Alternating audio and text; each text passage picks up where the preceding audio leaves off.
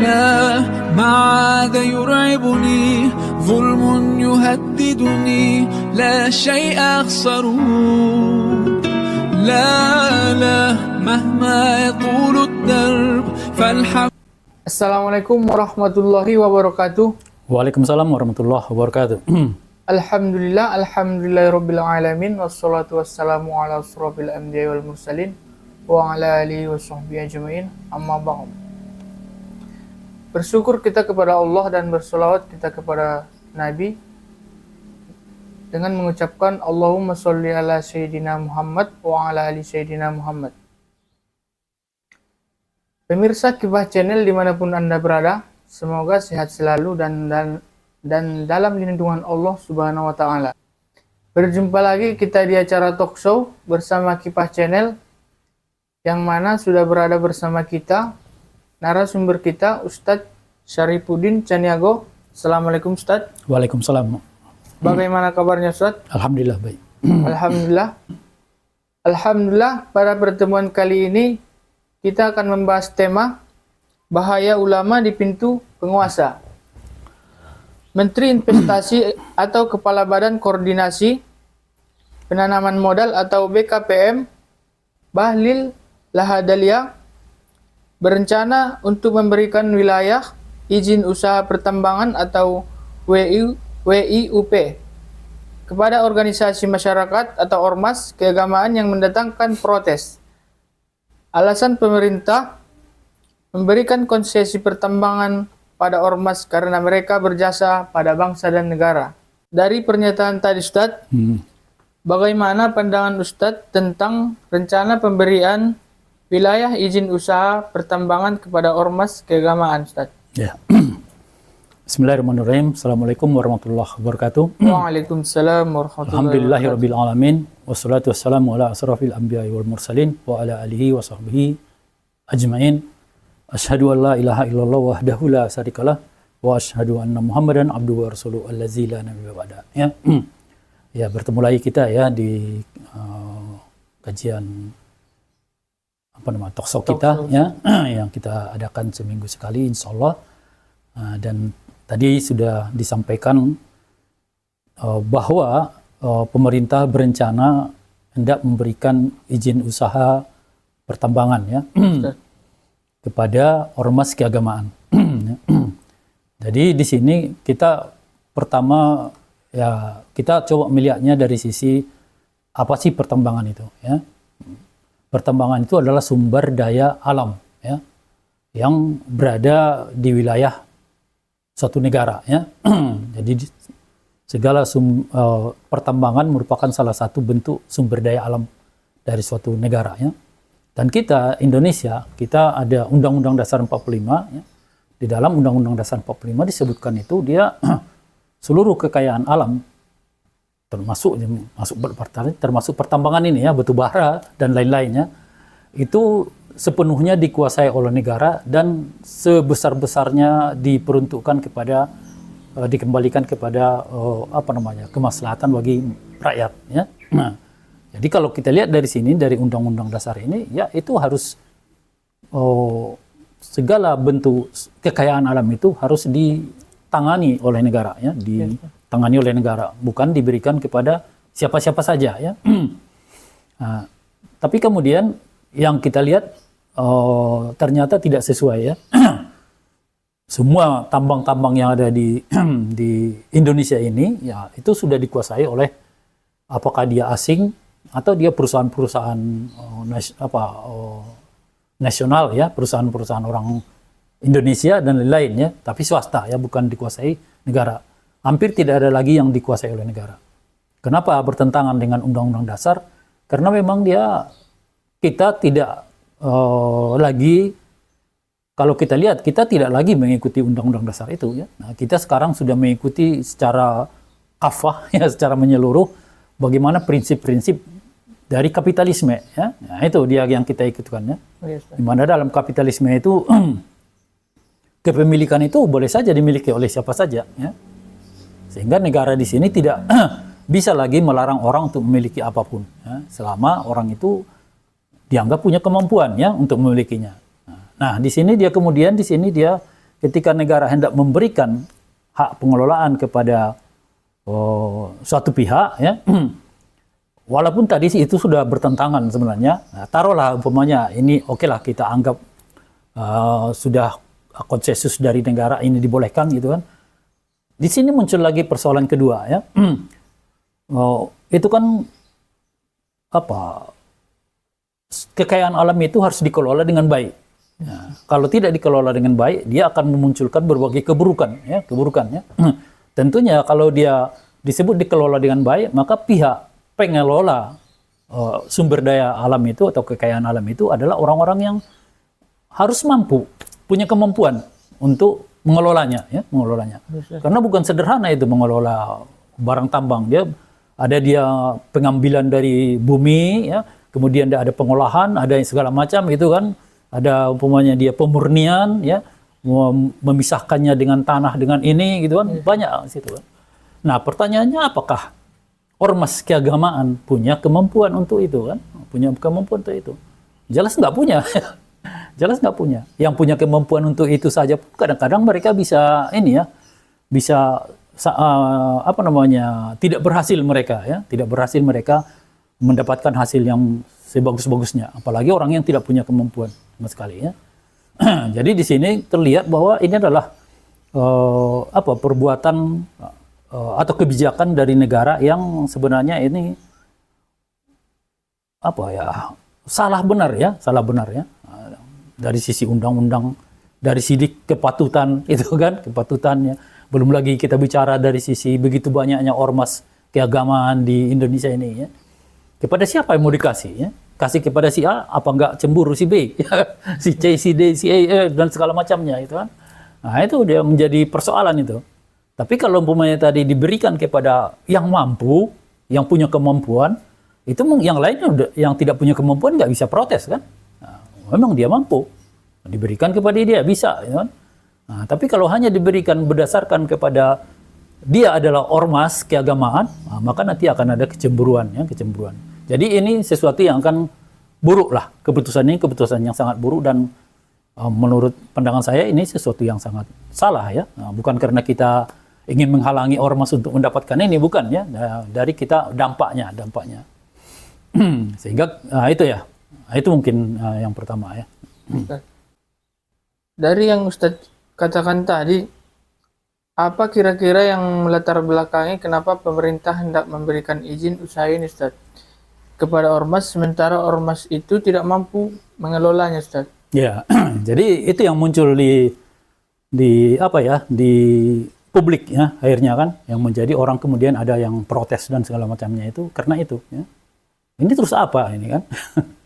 Ada pihak yang tidak mampu untuk mengelola, kemudian diberikan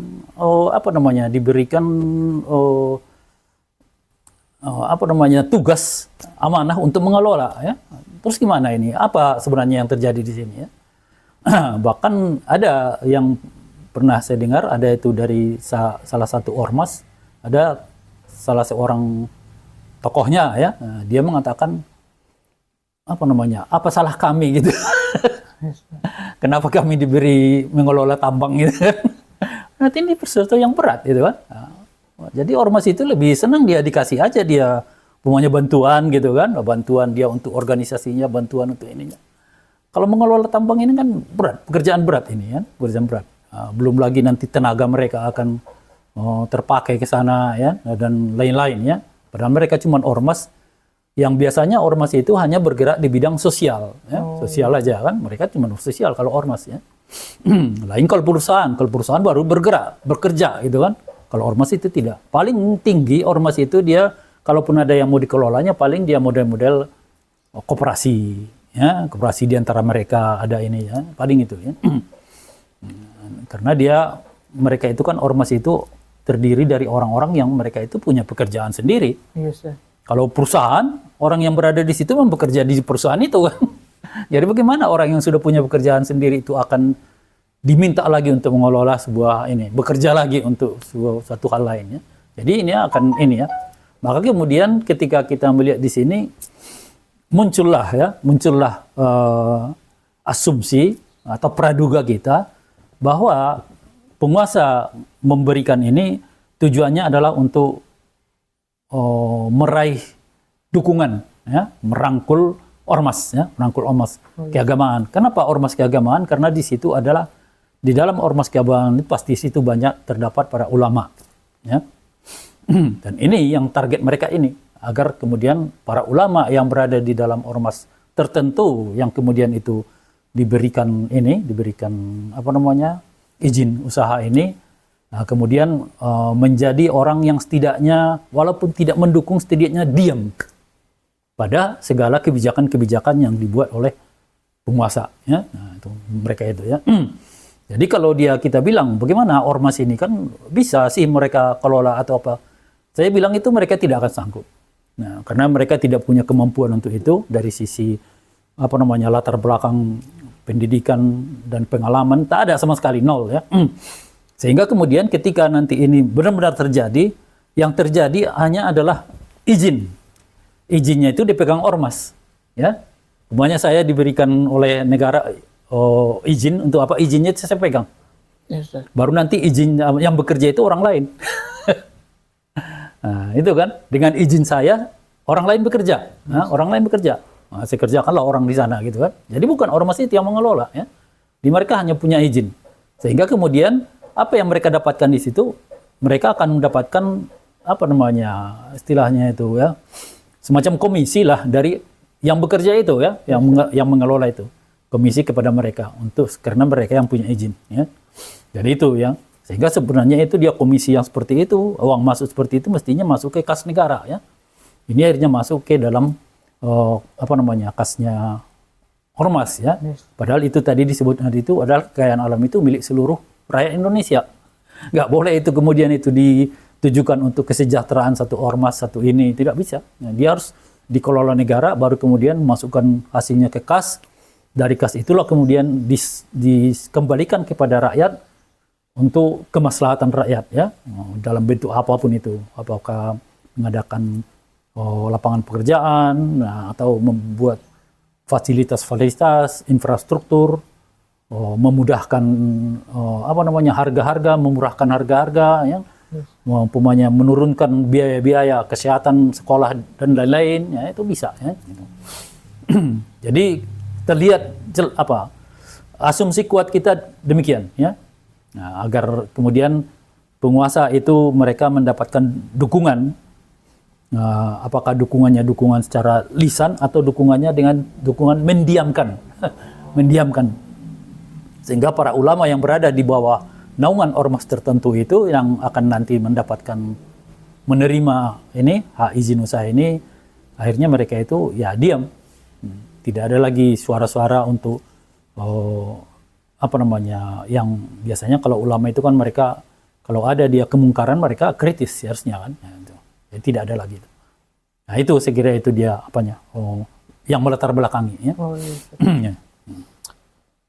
Kemudian Ustadz, bisa Ustadz jelaskan bagaimana buruknya kalau ulama dekat dengan penguasa Ustadz, dan bagaimana pandangan Islam atau sikap ulama kepada penguasa Ustadz? Ya. Ya, jadi itu, ya. Jadi kembali kita karena kita dia apa namanya talkshow kita ini adalah talkshow keislaman, ya. Jadi selalu kita di sini tidak bisa bukan tidak bisa, harus melihat segala permasalahan itu dari kacamata Islam, ya. Nah, di Rasulullah banyak sekali itu mewanti-wanti agar para ulama itu jangan dekat dengan penguasa, ya, penguasa. Ya. Kemudian ada sabda Rasulullah itu kan malaku ummati, ya. Jadi kecelakaan, keburukan bagi umatku itu karena dia alimun fajir dan kemudian abidun jahil. Jadi orang berilmu, yaitu ulama itu yang fajir, ya. Mereka itu ya apalah, rusaklah gitu para ulamanya itu, ya. Dan kemudian abidun jahil, ya. Orang yang mereka itu beribadah tapi dia ini apa namanya tidak mengerti. Tidak mengerti apa yang dikerjakannya, ya. Tidak mengerti apa yang dikerjakannya. Tidak punya ilmu dia, nggak tahu dia dalam pandangan Islam apa yang dikerjakannya. Ya, jadi itu, ya, sabda beliau tadi, ya. Kemudian tadi itu yang kelanjutannya wasarrus sirori asrarul ulama, ya. Jadi keburukan yang paling buruk itu adalah keburukan yang dibuat oleh para ulama, ya. Jadi itu keburukan daripada penguasa itu masih lebih rendah dari keburukan kalau yang melakukannya itu ulama, ya. Makanya itu dia, ulama itu tidak boleh sedikit pun melakukan keburukan.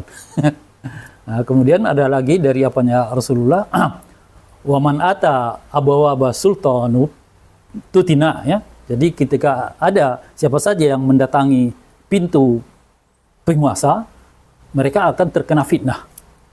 Pernah fitnah, ya. Wa majdada abdun minas sultani kurba, ya. Jadi kalau seseorang itu, apalagi ulama itu, dia semakin dekat dia dengan para penguasa, disebutkan itu illa zdada minallahi bugda. Semakin dekat dengan penguasa, maka itu hanya mengakibatkan satu hal, dia akan semakin jauh dari Allah, ya. Makin jauh dari Allah, ya. Jadi terlihat di sini, disebutkan di sini ada lagi beberapa itu tentang, tetap disebutkan itu abawaba sultan, pintu penguasa, ya. Kenapa disebutkan pintu penguasa? Kenapa tidak disebut ma'as sultan, bersama penguasa? Al ulama'u ma'as sultan, gitu kan? Tidak, ya, disebutkan itu pintu penguasa. Kenapa disebut? Kalau kita umpamanya gini, kita melihat ada seseorang, dia mendatangi pintu sesuatu, gitu kan? Pintu seseorang, ya. Umpamanya di dalamnya itu pintu rumah itu, dia orang itu penjual sabu-sabu, umpamanya pengedar sabu-sabu. Kita lihat kawan ini selalu datang ke pintunya. Berarti dia menginginkan itu, kan? Nah, ada menginginkan apa yang ada di dalam rumah itu, kan? Apa menginginkan itu. Nah, makanya itu yang dimaksud di sini, abu-abu sultan itu dia bukan sekedar dia ulama itu berdiri di depan istana, bukan. Itu yang dimaksud itu adalah ulama itu datang meminta. Nah, meminta sesuatu kepada penguasa. Nah, dia meminta sesuatu untuk dirinya, untuk kelompoknya atau apa gitu kan. Nah, jadi itu yang paling dilarang itu. Karena kalau dia minta kepada penguasa itu, dia akan kena fitnah itu. Ya. Fitnah lah dia. Ada lagi dia ini di apanya Rasulullah, ya. Iyakum abawa sultan, ya. Jadi berhati-hatilah kalian kepada pintu-pintu penguasa, ya. Pintu penguasa. Fa innahu qad asbaha sokban hubuto, ya. Nah, jadi di sana itu, di pintu-pintu penguasa itu, kalau kalian mendekat di situ, dia ada di situ, dia penyebab, ya. Penyebab kalian itu akan masuk dalam kesulitan, ya. Kalau sepintas kita melihat, kalau kita sekarang itu kan, kalau kita datang ke penguasa itu, ya, yang kita apakan itu, kita akan mendapatkan maslahat, gitu kan. Nah, maslahat, pokoknya ada kasih jabatan, kasih ini segala macamnya dari oleh penguasa. Tapi Allah mengatakan itu dia akan mendatangkan kesulitan, ya. Karena Allah mengatakan juga dalam Al-Quran itu fala tarkanu, ya, fala tarkanu ilal ladzina zalamu, ya, tamassakumun nar, ya. Jadi janganlah kalian condong. Disebutkan di sini condong, belum membela, ya. Jangan kalian condong kepada orang-orang zalim, karena itu akan membuat kalian itu akan merasakan api neraka, ya, merasakan api neraka, ya. Itu ya. Jadi dia kalau kita ini mendekati pintu penguasa aja sudah dilarang itu kan, apalagi penguasa yang zalim. Penguasa yang zalim, ya. Itu dia sebutkan mereka itu akan dikenai oleh kenai oleh api neraka nanti, para ulama itu, yang ketika mereka justru mendatangi, condong itu kan, dia tarkanu itu dia masih istilahnya itu belum membela lah, belum membela itu, hanya condong aja, condong istilahnya, dia merasa nggak keberatan itu kan, belum dia katakan saya membelanya, bukan, nggak keberatan, dia condong, dia nggak apa-apa itu dalam pikirannya gitu kan. Nah, itu. Itu aja sudah mendapatkan ke api neraka, apalagi kita membela, ya, ikut membela para penguasa penguasa yang jolim ya. Kalau kita lihat sekarang ini kan dia di kita lah di negara ini kita bisa simpulkan dari kondisi masyarakatnya yang jauh dari kesejahteraan dan kemudian dibebani lagi berbagai beban-beban yang lebih menyulitkan mereka. Nah, ini menunjukkan bahwa para penguasa di negeri ini penguasa yang jolim ya.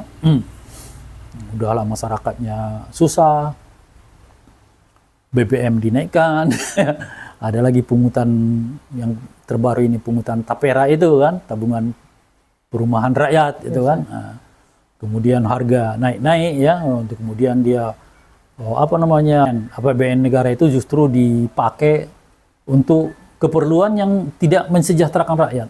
Umpamanya dia untuk dipakai untuk membangun ibu kota Nusantara ya. Nah, itu kan kalaupun itu dia tegak nanti, itu kan tidak membawa apa-apa kepada masyarakat itu ya. Yang miskin tetap miskin. Nggak ada apa-apa itu kan. Paling kita hanya dari sisi gengsi ya. Gengsi kita. Indonesia ini punya punya ibu kota baru yang luar biasa. Paling itu aja. Yang melarat masih melarat, makin melarat malah ya. Nah, karena itu kan dia APBN itu ditopang oleh hutang ya. Topang oleh hutang kebanyakan itu, topang oleh hutang, dan kemudian ketika dia APBN itu justru dipakai untuk sesuatu yang tidak memberi kemaslahatan secara nyata kepada rakyat, dan kemudian besoknya kita akan dibebani untuk membayar hutang, maka kesulitan rakyat itu tidak akan teratasi. Ya. Jadi terlihat dia adalah ini penguasa yang dari pandangan Islam penguasa yang zalim ya. Nah, jadi itu ya. Jadi makanya dia banyak sekali sebenarnya itu di dalam dari Rasulullah yang ini ya.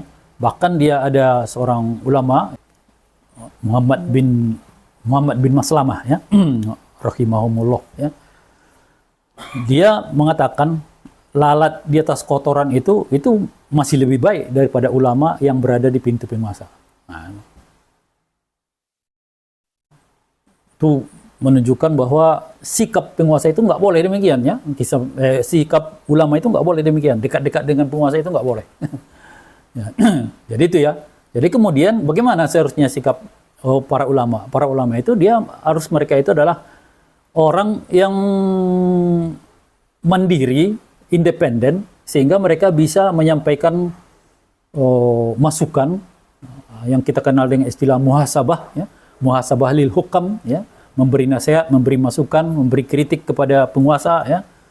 Tapi dari sudut pandang Islam tentunya ya, bukan dari sudut pandang kemaslahatan manusia ya, atau pikiran okal manusia belaka ya, dari sudut pandang Islam. Seperti umpamanya pemberian tambang ini ya. Mestinya mereka dari ormas tersebut, mereka harus para ulama yang berada di situ terus menyampaikan kepada penguasa ya, bahwa ini nggak boleh diberikan ya. Walaupun ya rugilah mereka kalau tidak terima gitu kan. Nah, tapi dari sisi kan kita harus melihat ini apa benar atau tidak dari pandangan Islam ya. Karena kalau kita melakukan sesuatu yang tidak benar, maka kita akan berdosa ya. Mereka harus mengatakan itu ya. Kalau dalam Islam itu ada itu yang disampaikan oleh Rasulullah tentang ini ya.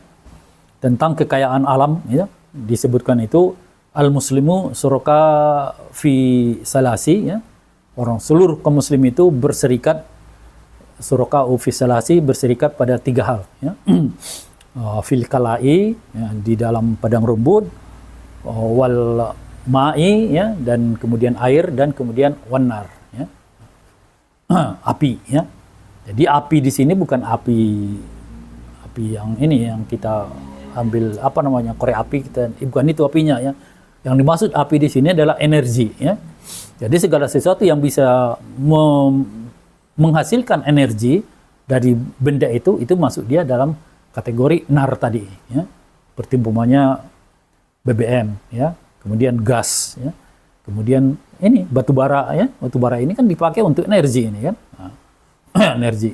Kemudian apalagi segala sesuatu yang bisa dia menghasilkan energi ya masuk dia nar tadi ya. Itu barang-barang pertambangan ya. Jadi di situ disebutkan umat Islam itu milik umat ya.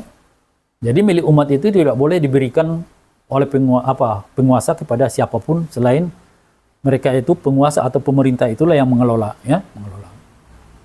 Jadi kalau kita lihat di sini pandangan Islam ini kita melihat dia dengan undang-undang dasar kita itu dia apa ya sejalan sebenarnya. Nah, pandangan Islam dengan undang-undang dasar kita sejalan. Makanya diapakan itu dia undang-undang dasar kita itu sebenarnya dia dirumus dulu bersandarkan pandangan-pandangan Islam. Tapi kemudian ketika kita mengambil metode sistem itu bukan dari Islam, kapitalis, sehingga kemudian kita berbeda dengan undang-undang dasar itu ya. Coba kalau kita terapkan Islam di negeri ini akan klop. Klop kita dengan undang-undang dasar itu klop kita ya. Nah, seperti umumnya undang-undang dasar itu mengatakan Indonesia menentang segala bentuk penjajahan di muka bumi ya, dan itu harus dihapuskan ya, itu. Tapi kita mendiamkan terjadinya penjajahan oleh oleh Israel ke Palestina umpamanya gitu kan. Nah, sementara dalam Islam pun demikian, nggak boleh ada penjajahan itu. Jadi undang-undang dasar kita itu klop sekali dengan Islam ya, klop dia sebenarnya prinsip-prinsip utamanya itu klop dengan Islam. Tapi ketika kita mengambil kapitalisme sekuler dan segala macamnya itu akhirnya kita kemudian ya lain di undang-undang, lain kemudian kita laksanakan. Mereka harus menjaga jarak sehingga dengan mereka menjaga jarak itu mereka independen ya, dan kemudian mereka tidak punya rasa segan atau rasa sudah berhutang budi kepada penguasa sehingga mereka terkunci mulutnya ya. Mereka harus bebas, merdeka mereka ya. Nah, sehingga mereka bisa menyampaikan segala masukan-masukan atau kritik protes kepada penguasa ketika penguasa itu melakukan kezaliman. Nah, itu mungkin. Karena yang bisa mengelolanya adalah negara, Ustaz ya. Terima kasih Ustaz atas jawabannya, semoga bermanfaat. Pemirsa Kifah Channel, dapat kita simpulkan dari pertanyaan kita tadi. Yang pertama, tidak boleh memberikan usaha kepada ormas karena yang wajib mengelolanya adalah negara. Yang berikutnya adalah alasan pemerintah mendekati para ulama atau ormas adalah untuk merangkul ormas itu agar mendukung mereka. Yang berikutnya adalah ternyata dalam Islam banyak sekali larangan ulama dekat dengan penguasa. Ulama itu seharusnya memberikan nasihat atau kritik kepada penguasa. Ya. Semoga para ulama tidak terjebak fitnah penguasa, lalu berpaling membenarkan kedustaan dan kezaliman mereka. Sungguh betapa keras ancaman Allah Subhanahu wa Ta'ala terhadap para ulama yang bersekutu dengan para penguasa yang zalim. Wallahu a'lam bishawab. Kita cukupkan pertemuan kita pada talkshow kali ini. Jangan lupa like, comment, and subscribe, dan tekan tombol notifikasinya supaya tidak tertinggal video terbaru dari channel kita. Assalamualaikum warahmatullahi wabarakatuh. Waalaikumsalam. Alhamdulillah. لا ما عاد يرعبني ظلم يهددني لا شيء أخسره